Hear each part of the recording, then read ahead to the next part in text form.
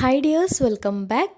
അപ്പോൾ ഇന്നത്തെ റെസിപ്പി കുറഞ്ഞ സമയം കൊണ്ട് കുറഞ്ഞ ഇൻഗ്രീഡിയൻസ് വെച്ചിട്ട് എളുപ്പത്തിൽ ഉണ്ടാക്കിയെടുക്കാൻ പറ്റിയ നല്ലൊരു 4 മണി പലഹാരത്തിൻ്റെയാണ്. ഉണ്ടാക്കിയെടുക്കാനും നല്ല എളുപ്പമാണ്, അടിപൊളി ടേസ്റ്റുമാണ്. ഇത് നെയ്യപ്പം അല്ല കേട്ടോ ഉണ്ടാക്കിയിട്ടുള്ളത്, ഒരു നാടൻ പലഹാരമാണ്. അപ്പോൾ എങ്ങനെയാണ് ഈ ഒരു റെസിപ്പി തയ്യാറാക്കിയിട്ടുള്ളത് നോക്കാം. അതിനു മുന്നേയായിട്ട് ചാനൽ സബ്സ്ക്രൈബ് ചെയ്യാത്തവരുണ്ടെങ്കിൽ സബ്സ്ക്രൈബ് ചെയ്യാൻ മറക്കരുത്. തൊട്ടടുത്തുള്ള ബെല്ലൈക്കണും കൂടെ ഒന്ന് ക്ലിക്ക് ചെയ്താൽ പുതിയ വീഡിയോസിൻ്റെ നോട്ടിഫിക്കേഷൻസ് ഒക്കെ പെട്ടെന്ന് തന്നെ കിട്ടുകയും ചെയ്യും. അപ്പോൾ പച്ചരി വെച്ചിട്ടാണ് ഈ ഒരു പലഹാരം തയ്യാറാക്കിയിട്ടുള്ളത്. ഇതേ രീതിയിൽ നമുക്ക് അരിപ്പൊടി വെച്ചിട്ടും തയ്യാറാക്കിയെടുക്കാം. അപ്പോൾ അതിന് വേണ്ടിയിട്ട് 1 കപ്പ് പച്ചരി ഒരു 3-4 മണിക്കൂർ മുന്നേ തന്നെ വെള്ളത്തിലിട്ട് കുതിർത്ത് വെച്ചിട്ടുണ്ടായിരുന്നു. അപ്പോൾ നന്നായിട്ട് കഴുകി വൃത്തിയാക്കിയിട്ട് ഇനി ഇതൊരു മിക്സിയുടെ ജാറിലേക്ക് ഇട്ട് കൊടുക്കാം.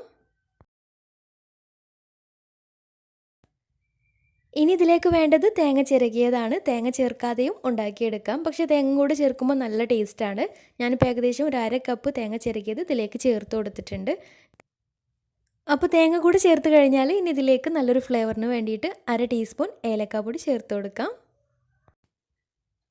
ശേഷം മധുരത്തിന് ആവശ്യമായിട്ടുള്ളൊരു 5 ടേബിൾ സ്പൂൺ പഞ്ചസാര കൂടെ ചേർത്ത് കൊടുക്കാം. മധുരം നോക്കിയിട്ട് പഞ്ചസാരയുടെ അളവിൽ വ്യത്യാസം വരുത്തുകയും ചെയ്യാം. കൂടെ തന്നെ മധുരം ഒന്ന് ബാലൻസ് ചെയ്തെടുക്കാൻ വേണ്ടിയിട്ട് ഒരു 1/4 ടേബിൾ സ്പൂൺ ഉപ്പും കൂടെ ചേർത്ത് കൊടുക്കാം. ഇനി ഇതിലേക്ക് വേണ്ടത് ഒരു മുട്ടയാണ്. ഒരു മുട്ട പൊട്ടിച്ചിട്ട് മിക്സിയുടെ ജാറിലേക്ക് ചേർത്ത് കൊടുക്കാം.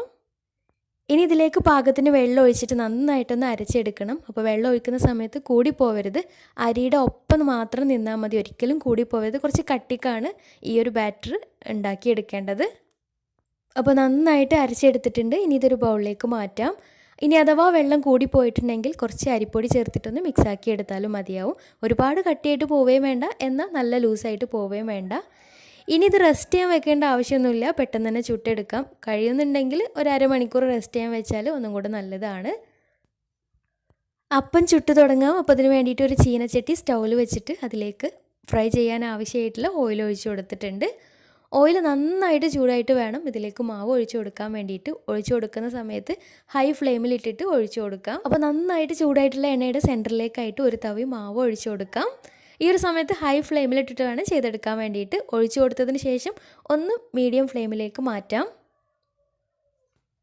ഒഴിച്ചു കൊടുക്കുന്ന സമയത്ത് ഇതുപോലെ മുകളിലേക്കായിട്ട് പൊങ്ങി വരും. ആ ഒരു സമയത്ത് എല്ലാ സൈഡിൽ നിന്നും ചട്ടുകം വെച്ചിട്ട് എണ്ണ അതിൻ്റെ സെൻറ്ററിലേക്കായിട്ട് ഒന്ന് തൂവി കൊടുക്കാം. അപ്പോൾ നല്ല കറക്റ്റ് ഷേപ്പിൽ കിട്ടുകയും ചെയ്യും. ഇനി നിങ്ങൾക്ക് ഇൻസ്റ്റൻ്റായിട്ട് ചുട്ടെടുക്കുന്ന സമയത്ത് വേണമെന്നുണ്ടെങ്കിൽ ഒരു 1/4 ടീസ്പൂൺ ബേക്കിംഗ് സോഡ വേണമെങ്കിൽ ചേർത്ത് കൊടുക്കാം. നിർബന്ധമൊന്നുമില്ല കേട്ടോ. നന്നായിട്ട് പൊങ്ങി കിട്ടണമെന്നുണ്ടെങ്കിൽ ഒരു 1/4 ടീസ്പൂൺ ബേക്കിംഗ് സോഡ ചേർത്ത് കൊടുക്കാം. അല്ലെങ്കിൽ 1/2 മണിക്കൂറോ അല്ലെങ്കിൽ 1 മണിക്കൂറോ ഒന്ന് റെസ്റ്റ് ചെയ്യാൻ വെച്ചാലും മതിയാവും.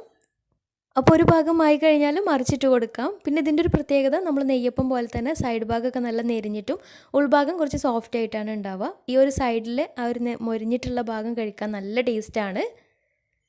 അപ്പോൾ തിരിച്ചും മറിച്ചു വിട്ടിട്ട് 2 ഭാഗവും കളറൊക്കെ മാറി നന്നായിട്ട് വെന്ത് കിട്ടിയാൽ ഇനി എണ്ണയിൽ നിന്ന് മാറ്റാം. കൂടുതൽ എണ്ണ പിടിക്കുകയൊന്നുമില്ല, നല്ല ടേസ്റ്റി ആയിട്ടുള്ള പലഹാരമാണ്. കണ്ട, ഇതിൻ്റെ ആ ഒരു സൈഡിലും മുകൾ ഭാഗത്തേക്കായിട്ട് ഒരു ബ്രൗൺ കളറായിട്ടുള്ള ആ ഒരു ഭാഗം കഴിക്കാൻ പ്രത്യേക ഒരു ടേസ്റ്റാണ് കേട്ടോ. എല്ലാം ഉൾഭാഗമൊക്കെ കഴിക്കാൻ ടേസ്റ്റാണ്, പക്ഷേ ആ ഒരു ഭാഗത്തിന് പ്രത്യേക ഒരു ടേസ്റ്റാണ്. അപ്പോൾ ഇതുപോലെ ബാക്കിയുള്ളതും ചുട്ടെടുക്കാം. ഇനി നിങ്ങൾക്ക് പച്ചരിക്ക് പകരം അരിപ്പൊടി വെച്ചിട്ടും ഇതേ രീതിയിൽ ചെയ്തെടുക്കാം. അപ്പോൾ വെള്ളം ഒഴിക്കുന്നതിന് പകരം കട്ടിയുള്ള തേങ്ങാപ്പാൽ ഒഴിച്ചു കൊടുത്താൽ മതിയാവും. അപ്പോൾ പ്രത്യേക ഒരു ടേസ്റ്റാണ്. അപ്പോൾ നല്ല ടേസ്റ്റി ആയിട്ടുള്ളൊരു നാടൻ പലഹാരമാണ്. കോരുകുത്തിയപ്പം എന്നൊക്കെ ഇതിന് പറയാറുണ്ട്. ഓരോ നാട്ടിലും ഓരോ പേരിലാവും. അപ്പോൾ ഇതുവരെ ട്രൈ ചെയ്ത് നോക്കാത്തവരുണ്ടെങ്കിൽ തീർച്ചയായിട്ടും ഒന്ന് ട്രൈ ചെയ്ത് നോക്കണം. അടിപൊളി ടേസ്റ്റാണ്. തീർച്ചയായിട്ടും എല്ലാവർക്കും ഇഷ്ടമാവും. പിന്നെ ഉണ്ടാക്കിയെടുക്കാനും നല്ല എളുപ്പമാണ്. റെസ്റ്റ് ചെയ്യാനൊന്നും വെക്കേണ്ട ആവശ്യമില്ല, പെട്ടെന്ന് ഉണ്ടാക്കിയെടുക്കാം. ഒരുപാട് ഇൻഗ്രീഡിയൻസും ആവശ്യമില്ല. നമ്മുടെ വീട്ടിൽ എപ്പോഴുള്ള സാധനങ്ങൾ മാത്രം മതിയാവുമല്ലോ. അപ്പോൾ തീർച്ചയായിട്ടും ട്രൈ ചെയ്ത് നോക്കുക. എന്നിട്ട് നിങ്ങളുടെ ഫീഡ്ബാക്ക്സ് താഴെ കമൻറ്റ് ബോക്സിൽ അറിയിക്കാൻ മറക്കരുത്. അപ്പോൾ ഇന്നത്തെ വീഡിയോ ഇഷ്ടമായെന്ന് വിചാരിക്കുന്നു. ഇഷ്ടമായെങ്കിൽ ലൈക്ക് ചെയ്യുക. ഫ്രണ്ട്സ് റിലേറ്റീവ്സിനൊക്കെ ഒന്ന് ഷെയർ ചെയ്ത് കൊടുക്കാനും മറക്കരുത്. അപ്പോൾ നല്ല അടിപൊളി വീഡിയോയുമായി വീണ്ടും വരാം. അതുവരെ take care, bye, thank U.